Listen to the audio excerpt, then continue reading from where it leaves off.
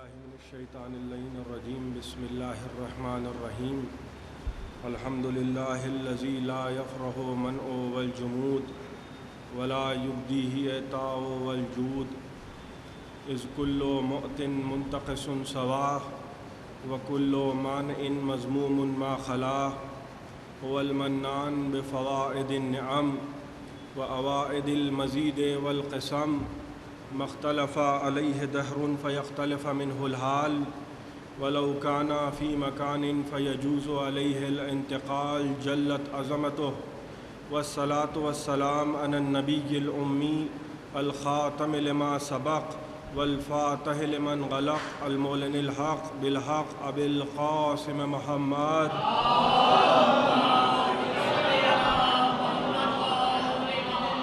الصلاة والسلام على أهل بيته الطيبين الطاهرين المعصومين المظلومين الذين أذهب الله عنهم الرجس وطهرهم تطهيرا. ایک صلوات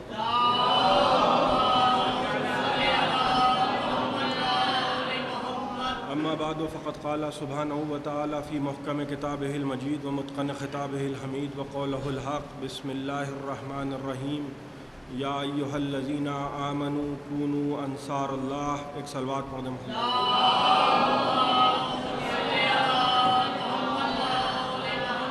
حضرات 1438 ہجری کے محرم کا آغاز ہو چکا ہے اور آج یہ سعید الملت ہال میں عشرِ محرم کی پہلی مجلس ہے. یہ تمہیدی گفتگو ہے، لہٰذا کچھ ہلکی پھلکی باتیں میں آپ کی خدمت میں عرض کروں گا تاکہ بعد میں آنے والی تاریخوں میں کسی کو یہ احساس نہ ہو کہ میں کوئی بربنائے بقراتیت گفتگو کرنے والا ہوں. جس قرآن مجید کی جس آیہ کریمہ کی تلاوت کا شرف حاصل کیا ہے، ارشاد رب العزت ہو رہا ہے کہ اے صاحبان ایمان یا ایہا الذین آمنو. یہ بھی ایک انداز قرآن ہے کہ جب مومنین سے کلام کیا جاتا ہے تو خدا براہ راست کلام کرتا ہے، لیکن جب کافروں سے خطاب ہوتا ہے تو کہا جاتا ہے قل یا ایہا الذین کفروا، اے میرے رسول ان سے کہہ دو. یہ اس قابل بھی نہیں ہے کہ ہم ان سے بات کریں. اللہ کے ناصر بن جاؤ، ناصران خدا. یہ اس عشرِ محرم کا عنوان ہے. خدا ہم سے یہ مطالبہ کر رہا ہے کہ اے صاحبان ایمان. میرے خیال میں ہم پر تو لوگ کافر ہونے کی تہمت لگاتے ہیں. جو بھی مسلمان ہیں، مسلمانوں سے مطالبہ نہیں ہو رہا ہے کہ اللہ کے ناصر بن جاؤ، مومنین سے مطالبہ ہو رہا ہے کہ اللہ کے ناصر بن جاؤ. ہم تو یہ سمجھتے تھے کہ اللہ ہماری مدد کرے گا، اسی لیے ہمیں نمازوں میں یہ حکم دیا گیا ایاک نعبد و ایاک نستعین. ہم تو تیری ہی عبادت کرتے ہیں اور تجھ ہی سے مدد چاہتے ہیں. ہم مدد کا مطالبہ کریں، اللہ کے علاوہ کسی اور سے مدد نہ مانگو. یہی تو کہا جاتا ہے نا، جہاں نام علی آیا کہ آپ نے شرک کر دیا، آپ نے کفر کر دیا، آپ نے گناہ کر دیا. کیوں؟ علی تو ہم جیسے ہیں. علی سے مدد کیوں مانگ رہے ہیں؟ یا علی مدد کہنا بدعت ہے. کس سے مدد مانگے؟ کہا خدا سے مدد مانگیے. جو ہم سے یہ کہہ رہے ہیں کہ خدا سے مدد مانگیے، وہ ذرا یہ تو سنے کہ خدا کن سے مدد مانگ رہا ہے. وہ یہ بھی تو سنے کہ خدا کن سے مدد مانگ رہا ہے. اے صاحبان ایمان اللہ کے ناصر بن جاؤ. کیسے ہوگی خدا کی نصرت؟ کیسے ہوگی خدا کی مدد؟ ان بندوں کی مدد کرو کہ جو خدا جیسے ہیں. جب تم ان کی مدد کرو گے تو ان کی مدد خدا کی مدد کہلائے گی. اسی لیے تو قرآن نے کہا کہ دیکھو مجھ میں اور ہمارے رسولوں میں فرق نہ کرنا. ہم میں اور ہمارے رسولوں میں فرق نہ کرنا. دیکھیے یہ آج کی باتیں ہیں. ایک بڑا عجیب و غریب واقعہ میں آپ کی خدمت میں عرض کروں. ایک ڈاکیومنٹری بنائی گئی امریکہ میں، اور اس کو جب انٹرنیٹ پہ ڈال دیا گیا تو مسلمانوں کا جلال تو آپ جانتے ہیں کتنا ہے. ٹمپریچر بہت ہائی رہتا ہے، غصے میں بہت رہتے ہیں. جب وہ ڈاکیومنٹری منظر عام پر آئی، اور اس ڈاکیومنٹری کا نام تھا دا انوسنس آف مسلمز، اور ایک ہنگامہ قیامت، اتنا غصہ آ گیا امت مسلمہ کو کہ لیبیا میں امریکی سفیر کو سفارت خانے میں گھس کے مار ڈالا۔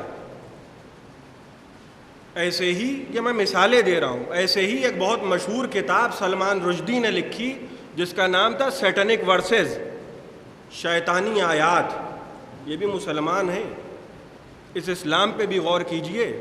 اسی لیے تو اقبال نے کہا تھا کہ مسلمان ایسے جنہیں دیکھ کے شرمائے یہود۔ یہ ہم نہیں کہہ رہے ہیں، یہ تو علامہ اقبال کہہ چکے کہ مسلمان ایسے ہیں کہ یہودی جن کو دیکھ کے شرما جائیں۔ اب یہ کتابیں لکھی کہاں سے گئیں؟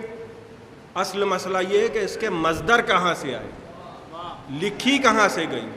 تو جب سلمان رشدی سے پوچھا گیا کہ تم نے سیٹنک ورسز لکھی کہاں سے، کہا بخاری اور مسلم۔ یعنی آپ ہی کی کتابوں میں وہ مواد موجود ہے کہ جس کو اگر تحریر کر دیا جائے تو سیٹنک ورسز بن جائے۔ اب ماجرا کیا ہے؟ ماجرا یہ ہے، دیکھیں میں ناصران خدا کی طرف آ رہا ہوں۔ دنیا کی کوئی قوم ایسی نہیں ہے کہ جس نے اپنے رہنما کو حد سے زیادہ بڑھایا نہ ہو۔ دنیا کی کوئی قوم ایسی نہیں ہے۔ عیسیٰ گئے، عیسیٰ نے اپنی زندگی میں کبھی نہیں کہا کہ میں اللہ کا بیٹا ہوں۔ عیسیٰ نے کبھی نہیں کہا کہ میں خدا ہوں۔ عیسیٰ گئے، قوم نے کہا خدا ہے یا خدا کا بیٹا ہے۔ موسیٰ گئے، یہودیوں نے غلو کی حدوں میں داخل ہو کے بات کی۔ لیکن جب رسول اس دنیا سے گئے اور رسول کے زندگی میں، تو لوگوں نے کہا کہ رسول تو ہم جیسے، رسول تو ہم جیسے بشر تھے۔ تو یہ ہوا کیا؟ دنیا کی قومیں تو اپنے رہنماؤں کو حد سے زیادہ بڑھا کے بیان کرتی۔ بھائی میرے ہی باپ دادا ولو کچھ نہ ہو، یہ میں مثال دے رہا ہوں، بزرگ مجھے مثالوں کے لیے معاف کریں، اس لیے کہ میں بزرگوں کے لیے مجلس نہیں پڑھتا ہوں، میں نوجوانوں کے لیے مجلس پڑھ رہا ہوں۔ اگر میرے باپ دادا معاذ اللہ چھوٹے بہت مولوی ہوا کریں، عالم دین ہوا کریں، اور کوئی بہت بڑھا چڑھا کے بات بیان کرے کہ اللہ اکبر قیامت تھے اور یہ تھے وہ تھے، تو میں تو چپ رہوں گا۔ بات تو میرے ہی فائدے کی ہو رہی ہے۔ میں تو یہ نہیں کہوں گا کہ نہیں دیکھیے آپ غلو سے کام نہ لیجئے۔ ہمارے طبقے میں اللہ جانے کیا مصیبت ہے، کل تو دوسرے کہتے تھے، آج اپنے کہہ رہے ہیں۔ ذرا سے فضائل علی بیان کیجئے، دیکھیے یہ غلو سے کام لیا ہے آپ نے، یا آپ نے حد سے بڑھا دیا۔ دنیا کی قوموں کا مزاج کیا ہے کہ بڑھا کے بیان کرو۔ امت مسلمہ کا مزاج کیا ہے کہ نبی کو گھٹا کے بیان کرو۔ یہ عجیب مزاج ہے، اور نبی کے سلسلے میں نہیں ہے یہ مزاج۔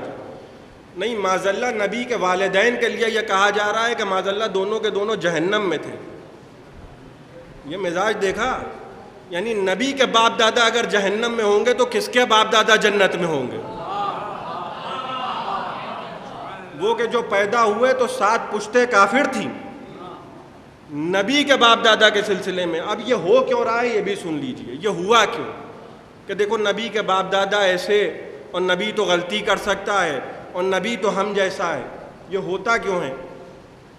کچھ دن پہلے یہاں ظاہر ہے کہ عید کا بازار لگا ہوگا حسب دستور سابق۔ اب اس میں جب لوگ قربانی کا جانور خرید کے لاتے ہیں تو اگر نقص ہوتا ہے تو کوئی جانور نہیں خریدتا۔ کیوں؟ کیونکہ جو اسماعیل کی جگہ پہ لایا گیا تھا اس میں کوئی نقص نہیں تھا۔ توجہات مبذول رہیں، جو اسماعیل کی جگہ پر آیا، نیابت میں جو آیا تھا اس میں کوئی نقص نہیں تھا، لہذا قدرت نے قانون بنا دیا کہ دیکھو اگر کامل گیا ہے تو کامل کی جگہ پر ناقص نہ آئے، اگر کامل چلا جائے تو کامل کی جگہ پر کوئی ناقص نہ آئے، ورنہ قربانی صادق نہ آئے گی۔ اب آپ سمجھ رہے ہیں امت رسول میں نقص کیوں نکالتی ہے؟ ان کی مجبوریاں ہیں، یہ نقص نہ نکالے تو کرے کیا؟ خدا کی قسم اگر نبی کے سلسلے میں ایسی باتیں کریں نا تو ایسے غیروں کو نبی کے منبر پر بٹھائیں کیسے؟ ایک صلوات پڑھے محمد و آل محمد۔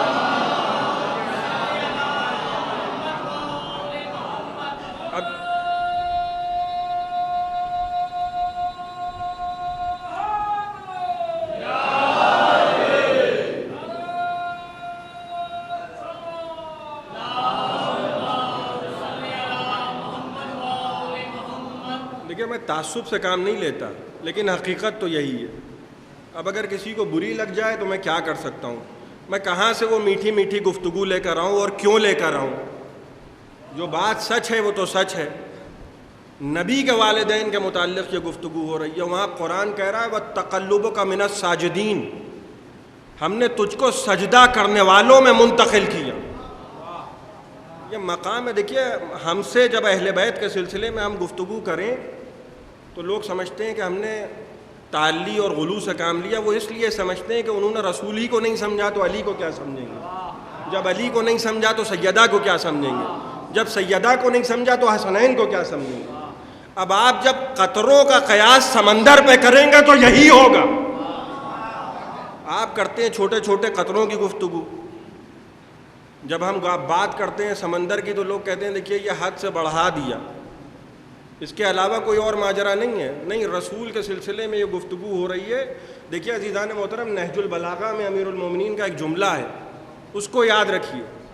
اگر میں یہاں ممبر پہ بیٹھ کے بڑی بڑی تقریریں کروں اور معاذ اللہ میرے کوئی سگے رشتہ دار ایسے ہوں، خدا نخواستہ ہیں نہیں، لیکن اس شہر میں آپ کو بہت مل جائیں گے، میرے نہیں ہیں لیکن کسی نہ کسی کے ہوں گے، ایسے ہوں کہ یہاں تو محرم ہو رہا ہے، وہ وہاں کہیں لگے ہیں۔ ارشاد فرمایا امیر المومنین نے کہ دیکھو، جس کا حسب اور نسب، جس کے اعمال اس کو پیچھے ڈھکیلیں، پھر اس کا حسب اور نسب اسے آگے نہیں بڑھا سکتا۔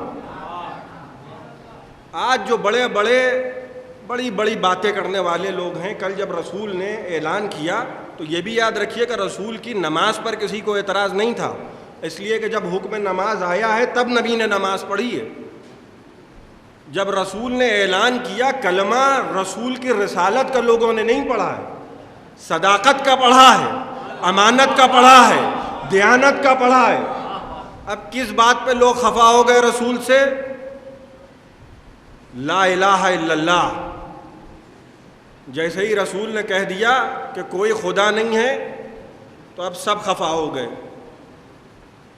اب نہ کوئی چچا رہا، نہ کوئی رشتہ دار رہا، اس لیے کہ دیکھیے جس کی جاگیرداری پر، جس کے پیٹ پہ لات پڑنے کا خطرہ ہوتا ہے، وہ سب سے زیادہ تل ملاتا ہے۔ اب رسول اگر ان جیسی گفتگو کرتے جیسے لوگ ہم سے کہتے ہیں کہ ذرا احتیاط سے کام لیا جائے، تھوڑی میٹھی میٹھی گفتگو کی جائے، تو ہم کیسے کر سکتے ہیں میٹھی میٹھی گفتگو؟ دیکھیے، یاد رکھیے، کبھی اپنے عقیدے سے کمپرومائز نہ کیجیے گا، کبھی اپنے عقیدے سے سمجھوتا نہ کیجیے گا، اس لیے کہ روز محشر ولایت علی کا سوال ضرور ہوگا۔ کوئی یہ نہ سمجھے کہ وہاں یہ پوچھا جائے گا کہ کتنی روٹیاں کھائی تھیں، اما جو کھلا کے پوچھے وہ خدا نہیں ہوتا، جو کھلائے اور اس کے بعد پوچھے وہ دوسرے لوگ ہوتے ہیں، وہ خدا نہیں ہوتا۔ اور وہ کہہ رہا ہے کہ لا یسأل عما یفعل وہم یسألون، ان سب سے سوال کیا جائے گا۔ تو اپنی مسئولیت کو سمجھ لیجئے، روز محشر سوال ہوگا۔ اسی لیے نبی کچھ ہو جائے کہہ رہے ہیں وہی، اب چاہے کسی کو بات اچھی لگے چاہے کسی کو بری لگے۔ اور لوگوں نے ایسی ایسی باتیں لکھی کہ جب رسول پر پہلی وحی کا نزول ہوا، جب رسول ہی کو نہیں پتہ ہوگا، اس سے بڑا لطیفہ تو میں نے آج تک سنا ہی نہیں۔ یعنی رسول ہی کو نہیں پتہ ہے کہ وہ رسول ہیں، اللہ اکبر، تو پھر کس کو پتہ ہے کہ رسول ہیں؟ کہا صاحب جناب ختیجہ کے پاس جب رسول آئے، اور ابھی یہ باتیں اگر کوئی اور لکھ دے، دیکھیے مزاج ہے امت کا، سعودی عرب میں پتہ چلا کوئی سڑک اس کا وستار ہونا ہے تو 15 مسجدیں توڑ دی، کوئی مسئلہ نہیں ہے، غیر مسجد توڑ دے تو ایک مصیبت ہے۔ یعنی خود اگر کچھ کریں تو کوئی مسئلہ نہیں ہے، خود رسالت کے مقام کو گھٹائیں تو کوئی مسئلہ نہیں ہے، دوسرا نہ بولے، یہ مزاج ہے۔ کہا کہ جب اتنا گھبرا گئے رسول، یعنی میں آپ کے خدمت میں عرض کروں کہ جناب موسیٰ پر وحی نازل ہوئی اور اتنا اطمینان ہے جناب موسیٰ کو وحی کے نزول کے بعد کہ خدا سے ایسے باتیں کر رہے ہیں کہ کہ جیسے آپس میں کوئی دوست پرانے دوست سے باتیں کرتا ہے. وَمَا تِلْكَ بِيَمِينِكَ يَا موسیٰ، اے موسیٰ تمہارے بائیں ہاتھ میں کیا ہے؟ قَالَ هِيَ عَصَايَ، اے پروردگار یہ میرا عصا ہے. یہ وحی کا نزول ہو رہا ہے، نبوت مل رہی ہے. کسی کتاب میں نہیں ملے گا کہ کسی نبی کو نبوت ملی اور نبی گھبرا گیا، یعنی نبی گھبرا گیا. اور رسول کے لیے امت نے کیا لکھا کہ رسول اتنا گھبرا گئے تھے کہ پہاڑ سے کھود کے جان دینے والے تھے. یہ بھی تو سنیے، پہاڑ سے کود کے بڑی بڑی کتابوں میں لکھا. گھبرائے پریشان ختیجہ کے پاس آئے اور جناب ختیجہ نے کیا کہا کہ آپ گھبرائیے نہیں. مجھے آج تک یہ نہ سمجھ میں آیا کہ ختیجہ کو اتنا یقین کیسے. ختیجہ کو آپ گھبرائیے نہیں. ورقہ ابن نوفل کے پاس لے کے گئیں، اور مجھے وہ طولانی واقعہ آپ کی خدمت میں نہیں پڑھنا ہے، میں ناصران خدا پہ آ رہا ہوں.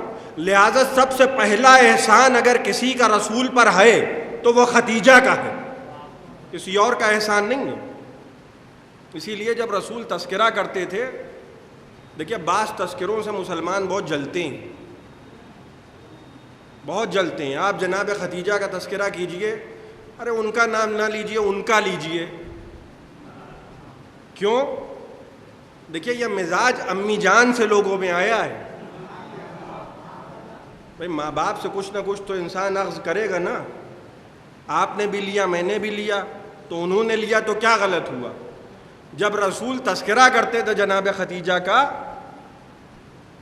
تو کچھ تھیں جن کو بہت برا لگتا تھا، اور وفات کے بعد تذکرہ کر رہے ہیں. اور ایک اور بات آپ کی خدمت میں عرض کروں، بھئی یہ 2 مہینے کیوں غم ہو رہا ہے؟ اما 2 مہینے پہ اعتراض کر رہے ہو. جب ختیجہ اور ابو طالب اس دنیا سے رخصت ہو گئے تو رسول نے پورے سال غم منایا ہے.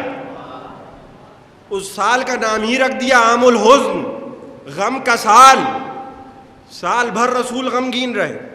اب بار بار رسول جناب ختیجہ کا تذکرہ کر رہے ہیں، بہت برا لگ رہا ہے. ان کا ذکر نہ کیجئے. کیوں؟ کہا نہیں ان کا ذکر ہمیں اچھا نہیں لگتا. کہا سنو، ختیجہ نے میرا اس وقت ساتھ دیا جب لوگوں نے میری تکذیب کی تھی. رسول بار بار ختیجہ کا تذکرہ کر رہے ہیں. آج بھی وہی مزاج ہے. جس کا احسان ہے، اور ایسا احسان ختیجہ کا کہ کسی اور نے پیغمبر پر اس طرح سے احسان نہیں کیا ہوگا، کسی اور نے احسان نہیں کیا ہوگا. پوری دولت لٹا کے اسلام کو پھیلایا، کسی اور کی دولت نہیں تھی. اب اگر آپ کے باپ دادا نے ختیجہ کے ٹکڑے توڑے ہوں، بھئی نمک کا حق ادا کرنا شرافت ہے. اور احسان کسی نے اگر آپ پر کیا ہے اور آپ اس احسان کو بھلا دیں تو یہ نمک حرامی کہلائے. کچھ بنیے، خدا کا واسطہ نمک حرام نہ بنیے. باپ دادا اسی لیے ختیجہ کا تذکرہ نہیں ہوتا. دیکھیے اسلام پر دولت لٹا کے اپنی دولت کو اسلام پہ لٹا دینا اور ہے، اور اسلام سے کما کے بعد میں غنی کہلائے جانا، یہ 2 الگ الگ باتیں. اور عالم کیا ہے جناب ختیجہ کا کہ جب اس دنیا سے گئی ہیں تو خدا کی قسم کفن تک کے میسر نہ تھا. رسول نے ایک چھوٹا سا کفن جناب ختیجہ کے لیے منگایا، آنکھوں میں آنسو آ گئے رسول کی. جس نے اسلام پر دولتیں لٹائی ہوں اس کو پورا کفن بھی نہ مل سکا. یہ کوئی آپ کو نہیں بتائے گا، اس لیے کہ ختیجہ سیدہ کی ماں ہے. ختیجہ سیدہ کی ماں ہے. لوگ چاہتے ہیں کہ ہم ساری دنیا کا تذکرہ کریں لیکن ختیجہ کا تذکرہ نہ کریں. اس سے بڑھ کے کسی نے نصرت نہیں کی ہے. لوگ دسترخوان پہ آ کے بیٹھتے تھے، اور دسترخوان ختیجہ کا ایسا کہ لوگ برتنوں کو گھور گھور کے دیکھتے تھے. کھانوں کی بات میں نہیں کر رہا ہوں، برتنوں کو گھور گھور کے دیکھتے تھے. اور ختیجہ آواز دے کے کہتی تھی لے جاؤ، یہ سب میرے رسول کا صدقہ ہے، لے جاؤ اور میرے حبیب پر ایمان لے آؤ. لے جاؤ میرے حبیب پر ایمان لے آؤ. یہ احسان، یہ نصرت یہ کہیں اور نہیں ملے گی۔ دیکھیے مجھے کسی پر اعتراض نہیں ہے، اور میں خدا کی قسم چاہتا ہوں کہ ہر ایک کی عزت کروں، مگر میں یہ بھی تو دیکھ لوں کہ رسول نے عزت کی ہے کہ نہیں کی ہے۔ میں یہ بھی تو دیکھ لوں، میں اپنی مرضی کا مالک تو نہیں ہوں، یہ میرے باپ دادا کا دین تو نہیں ہے، یہ دین مصطفیٰ ہے، یہ دین یہ دستور دنیا نہیں ہے۔ اب ہم سے لوگ کہتے ہیں کہ صاحب ازواج کی توہین ہو گئی، رموز کا خیال رکھیے، اور وہی قرآن ہے۔ بھئی یہ کوئی کتاب ہو تو کہہ دیا جائے کہ بھئی ان کی ہے اور ہم نہیں مان سکتے، اور ان کی ہے ہم نہیں مان سکتے۔ جب قرآن کہہ دے اور اس انداز سے گفتگو کرے، قرآن جناب لوط اور جناب نوح کی بیویوں کے بارے میں، بیویوں کے بارے میں قرآن گفتگو کر رہا ہے، اور کیا لفظ ارشاد فرمایا کہ فَكَانَتَا تَحْتَ عَبْدَيْنِ مِنْ عِبَادِنَا الصَّالِحَيْنِ فَخَانَتَاهُمَا، کہ وہ دونوں ہمارے صالح بندوں کی اندیت میں تھیں اور خیانت کی۔ آپ نے دیکھا، یعنی صالح بندے کی اندیت میں ہونا کوئی کسی کو صالح نہیں بناتا۔ کوئی یہ نہ کہے ان کی بیوی ہیں لہٰذا، اور اگر بات یہیں پہ ختم ہو جاتی تو یہ طے بات ہے کہ میرے اوپر فتوے لگا دیے جاتے ہیں۔ لوگ کہتے ہیں، اچھا مجھے ایک بات آج تک نہ سمجھ میں آئی، قرآن ہدایت کی کتاب ہے، یہ میاں بیوی کے جھگڑوں کا قرآن میں تذکرہ کرنے کا تک کیا ہے؟ کبھی سوچئے کسی کے گھر کا جھگڑا اخبار میں چھپتا ہے، اگر چھپ جائے تو 10 لوگ اعتراض کریں گے کہ خوب لڑیے مگر اخبار میں کیوں چھپا رہی؟ تو قرآن ہدایت کی کتاب ہے، گھر کے جھگڑے کیوں بیان کر دیے؟ اسی لیے کہ ان میں بھی ہدایت ہے۔ صالح بندوں کی اندیت میں تھیں اور پھر بھی صالح نہ تھیں۔ اگر بات یہاں پہ ختم ہوتی تو مسلمان یہی کہہ رہے ہوتے کہ دیکھیے وہ بہرحال کچھ جھگڑا ہو گیا، کچھ اختلاف ہو گیا، اب کیونکہ رسول کی زوجہ تھی تو جہنم میں تو جا نہیں سکتی، تو یہی کہہ دیا جاتا نا۔ یہاں قرآن نے ان سے تلخ لہجے میں گفتگو کی، اب ظاہر ہے کہ نبی کی زوجہ ہیں تو روز محشر کیا ہوگا؟ جنت میں جائیں گی۔ نہیں، آیت رکی نہیں، ارشاد ہوا فَادْخُلَ النَّارَ، جہنم میں جاؤ۔ یعنی یہ نہیں ہے کہ تم نبی کی زوجہ ہو تو بچ جاؤ گی، اگر نبی سے لڑو گی تو جہنم میں جانا پڑے گا۔ ایک صلوات پڑھے محمد و آل محمد۔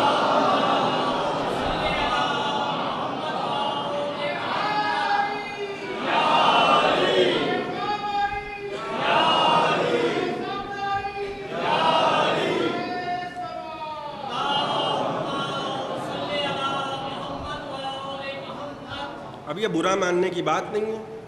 اب مجھے یہ تو لگتا نہیں ہے کہ اگر تراویح پڑھی جاتی ہوگی تو احترام میں یہ آیتیں نہیں پڑھی جاتی ہوں گی۔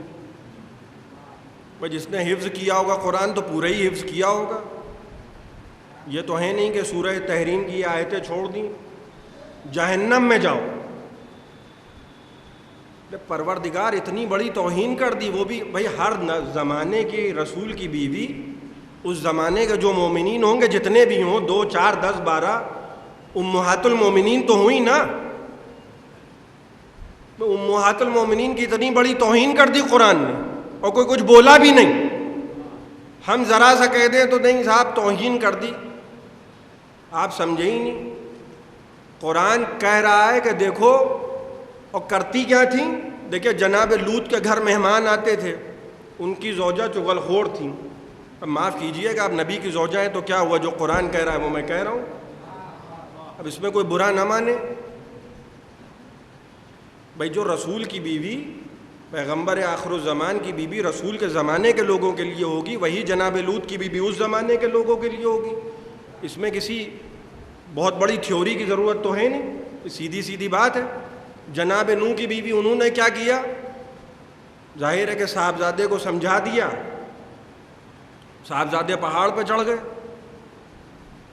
اور بیوی رسول سے لڑ رہی ہیں۔ بھئی اتنا ہی ہے رول، اور کچھ نہیں ہے اس کے علاوہ۔ ایک چغل خور تھی، ایک تھوڑا بہت جھگڑا کر لیتی تھی، مگر کبھی یہ نہیں کیا معاذ اللہ۔ اب میں کیا عرض کروں عزیزان محترم، کبھی یہ نہیں کیا کہ اونٹ پہ سوار ہو گئیں، کبھی یہ نہیں کیا کہ نبی کے وسیع سے آ کے لڑیں. یعنی جب چغل خور کو جہنم میں پہنچا دیا جائے تو ان کو کیسے جنت میں بھیجا جائے؟ ایک صلوات پڑھے محمد و آل محمد.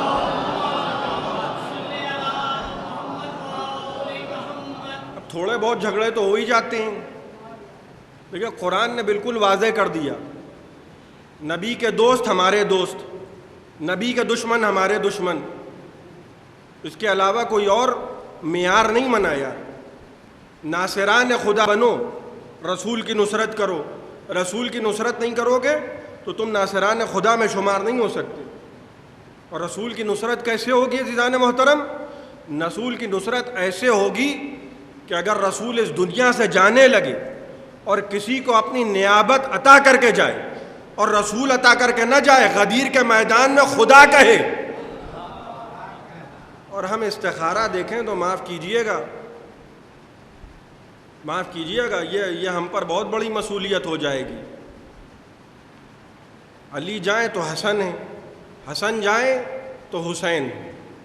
اسی لیے تو ارشاد فرمایا تھا کہ جب مدینہ چھوڑ کے جا رہے تھے اور محمد ابن حنفیہ کو خط لکھا تو کیا کہا؟ میرے ساتھ جو آیا وہ کامیاب ہوگا، اور اے میرے بھائی محمد جو میرے ساتھ نہ آیا وہ کامیاب نہ ہوگا. جناب نوح کی بیوی کی غلطی کیا کہ جب کشتی بنی، سفینہ بنا تو سوار ہونے پہ انکار کر دیا، سفینے میں سوار نہیں ہوئی. بیٹا پہاڑ پہ چڑھ گیا، نوح کے سفینے پہ نہ آیا، تو معیار بیٹا اور بیوی نہیں ہوئی، معیار سفینہ ہوا. اور نبی نے کیا فرمایا؟ حسین کی مثال سفینہ نوح جیسی ہے.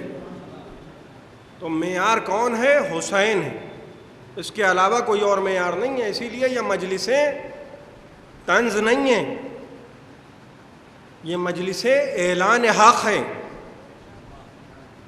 اعلان حق ہیں، تاکہ دنیا سمجھ لے کہ ہم کدھر ہیں. ہم پر کوئی غلط شبہ نہ ہونے پائے، کوئی یہ نہ سمجھے کہ ہم کسی اور کی جماعت میں. خواب میں ایک شخص نے رسول کو دیکھا اور رسول اس عالم میں خواب میں آئے، اس عالم میں رسول خواب میں آئے کہ رسول کی آنکھوں میں آنسو تھے، سر پہ گرد پڑی ہوئی تھی. کہا اللہ کے رسول یہ عالم کیوں ہے؟ کہا میں کربلا سے آ رہا ہوں.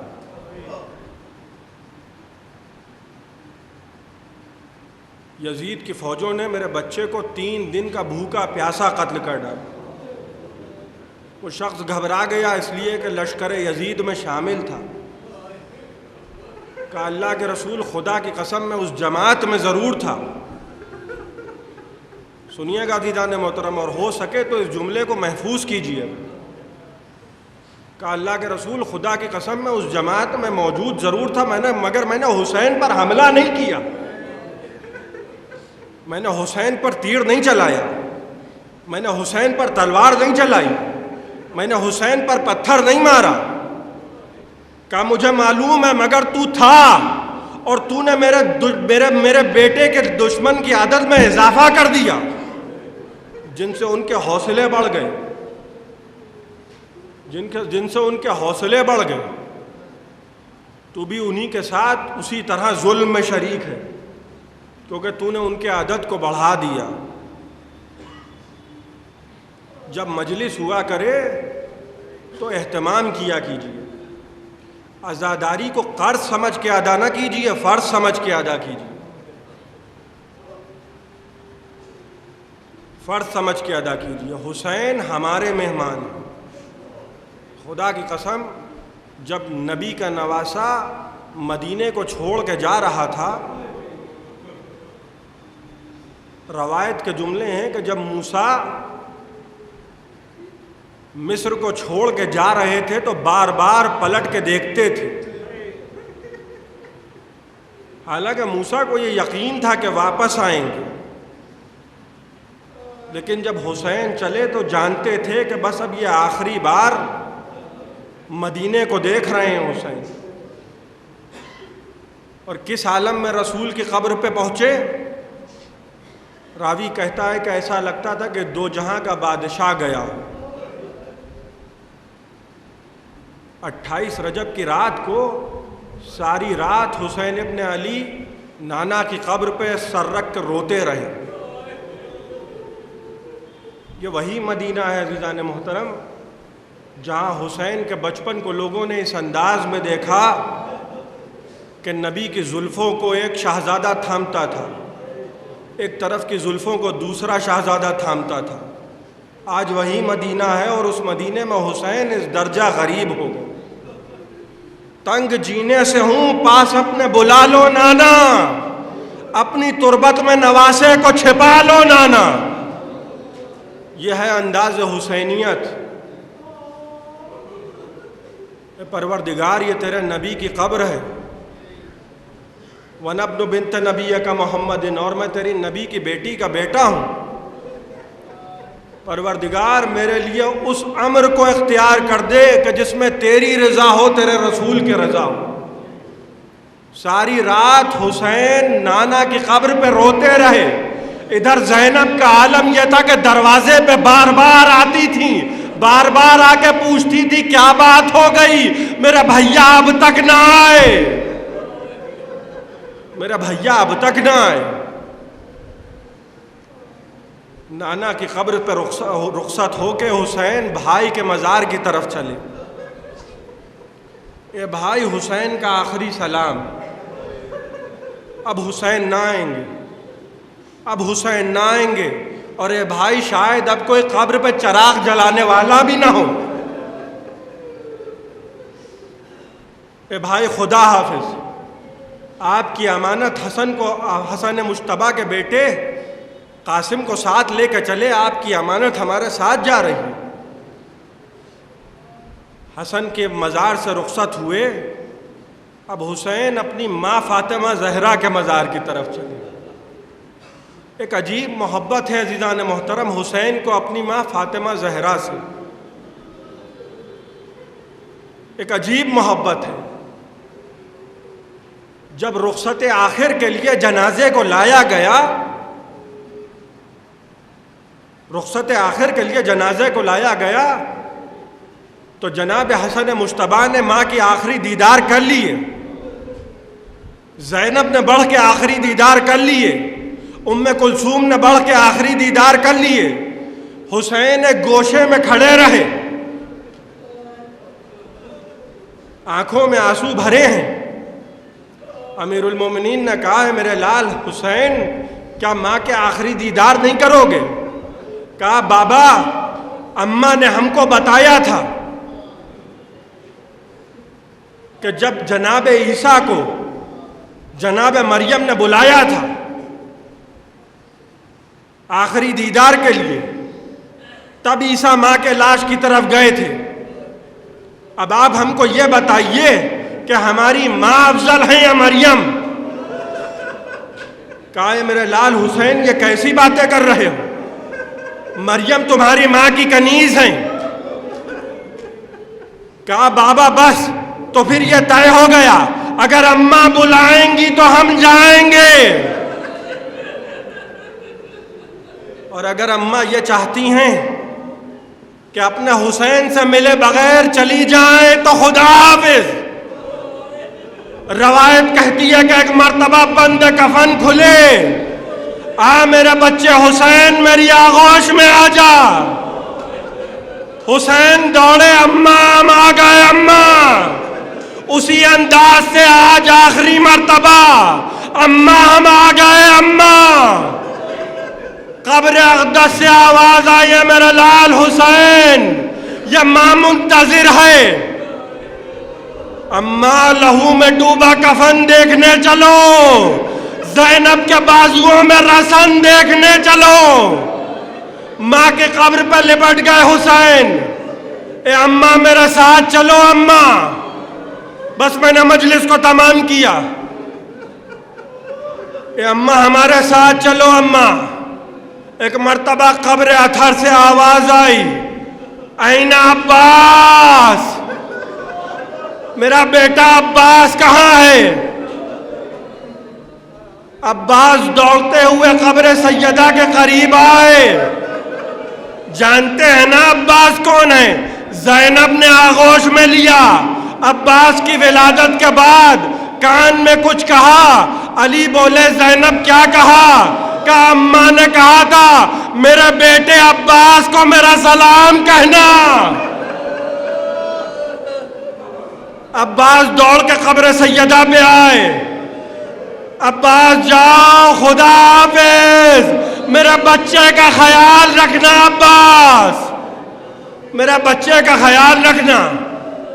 ام البنین کے بیٹے ہیں عباس، میرے بچے کا خیال رکھنا.